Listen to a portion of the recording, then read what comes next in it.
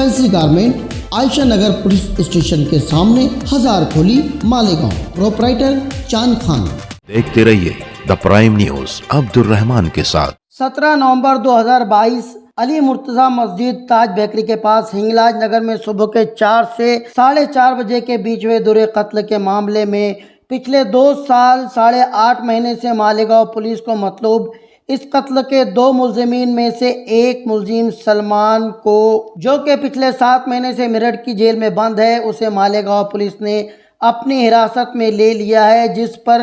65 साल बुजुर्ग अल्ताफ अहमद, सईद अहमद और अलकमा अल्ताफ अहमद के कत्ल का इल्ज़ाम है। उसे हिरासत में लेने के बाद मकामी कोर्ट में पेश किया गया, जहां मुअज़्ज़ज़ जज साहब ने पुलिस के मुतालबे पर 5 दिनों के रिमांड मंजूर की है। पुलिस ने बताया कि मुलजिम सलमान से कत्ल के मामले में इस्तेमाल किए गए हथियार को बरामद करना है, साथ ही दीगर ज़रूरी पूछताछ भी बाकी है, इसलिए उसे पूछताछ के लिए वक्त मतलूब है, जिसके बाद अदालत ने सलमान को 5 दिनों की पुलिस तहवील में भेज दिया। वाज़ेह रहे कि इस मामले का कलीदी मुलजिम नईम बाबा, जिस पर अलग अलग 4 मामलों में 11 कत्ल का इल्ज़ाम है, 25 जनवरी 2025 को मेरठ के समर गार्डन इलाके में उस वक्त पुलिस इनकाउंटर में मार गिराया गया, जब उसे गिरफ्तार करने की गरज से गई मेरठ पुलिस पर उसने और उसके साथी सलमान ने फायरिंग कर दी थी। सलमान का साथी नईम बाबा तो मारा गया, मगर सलमान को जख्मी हालत में गिरफ्तार कर लिया, जहां पूछताछ करने पर उसने कई गुनाह कबूल किए, जिसमें हिंगलाज नगर में हुए